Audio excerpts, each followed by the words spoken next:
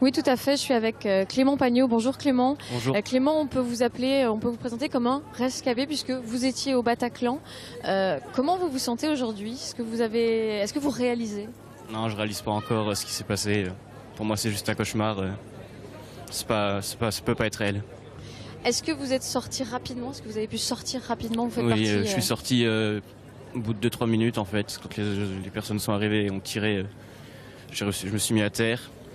Et en fait, entre chaque rechargement, on arrivait à sortir petit à petit et je suis sorti donc au bout de 2-3 minutes.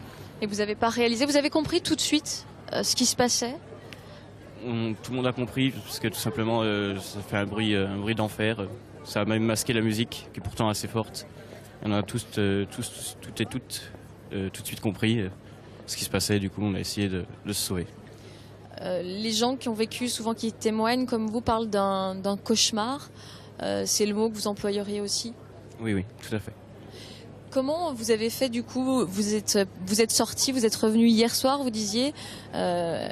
Comment vous vous sentez aujourd'hui? Ça va mieux depuis que je suis rentré chez mes parents, donc un peu loin de Paris et de tout ça. Donc ça va. Donc moi je m'en suis sorti indemne. Donc ça c'est bien, mais ouais, sous le choc. Oui, j'imagine que ça doit être très très prenant. Vous avez vu, vous étiez avec des amis, vous étiez tout seul? Non, j'étais tout seul. J'avais trouvé personne pour m'accompagner. Tant mieux d'ailleurs. J'allais dire oui. Du coup, j'imagine qu'aujourd'hui vous dites fort heureusement, j'étais tout seul. Exactement, oui. Et vous dites quoi? J'ai eu une bonne étoile, j'ai eu de la chance. J'ai eu de la chance, oui. Est-ce que vous retournerez, oui, Clément, bien sûr. à un concert? Bien sûr, oui. Ouais. Malgré tout. Malgré tout, oui, bien sûr. Merci beaucoup Clément pour votre témoignage. À côté justement, on parle des salles de concert. Sandrine Dupuis, bonjour, merci d'être avec nous. Sandrine, vous êtes la directrice de la Poudrière, c'est une des salles de concert ici à Belfort, bien connue, que Clément d'ailleurs connaît bien. Première question, comment vous vous sentez? C'est le Bataclan, c'est la jeunesse, c'est la musique qui a été attaquée d'une certaine manière. Oui, tout à fait, forcément, les salles de concert, mais aussi tous les acteurs du milieu, puis les musiciens, le public aussi, évidemment, on se sent particulièrement touché. C'est vraiment notre univers, on connaît tous quelqu'un, une relation, une connaissance, une relation professionnelle qui y était. Mais après, c'est aussi comme tout citoyen qu'on se sent visé, puisqu'effectivement, après la liberté d'expression qui a été touchée au mois de janvier, cette fois-ci, c'est la culture, puis aussi les lieux de rencontre, comme les restaurants, le sport. Et puis la jeunesse qui était clairement visée.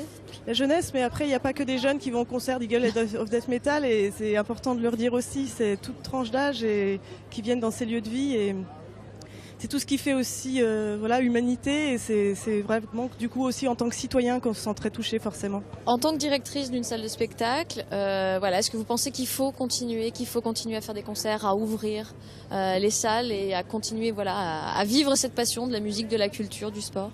Bien sûr, on voit que c'est ce qui a été visé, et je pense que tous on se sent un peu démunis aujourd'hui, on a envie d'agir, et nous, la première façon d'agir, évidemment, ça va être de continuer. Au contraire, nous avons fait le choix dès ce week-end de maintenir l'ouverture de nos locaux de répétition.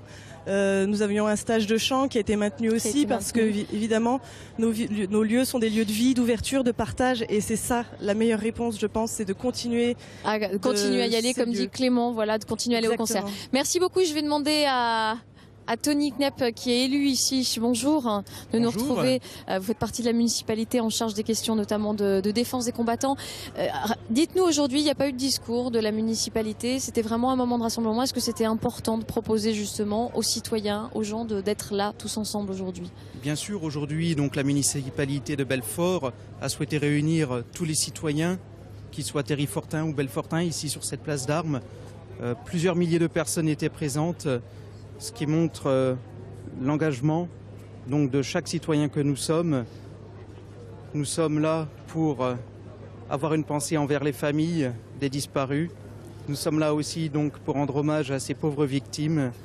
Et nous, municipalité de Belfort, n'avons pas décidé de faire un quelconque discours ou quoi que ce soit. Aujourd'hui, c'était que ce soit politique, que ce soit un rendez-vous d'union, on va dire. Aujourd'hui, c'était un rassemblement d'unité, un rassemblement de tous les citoyens, quelle que soit sa couleur de peau, quelle que soit son origine, quelle que soit son ethnie, quel que soit son pays d'origine. Voilà, c'était une unité nationale. Ici à Belfort, nous avons lu... Merci beaucoup. Merci. Voilà, il y avait effectivement plusieurs centaines de personnes ici rassemblées sur la place d'Armes à Belfort. Merci.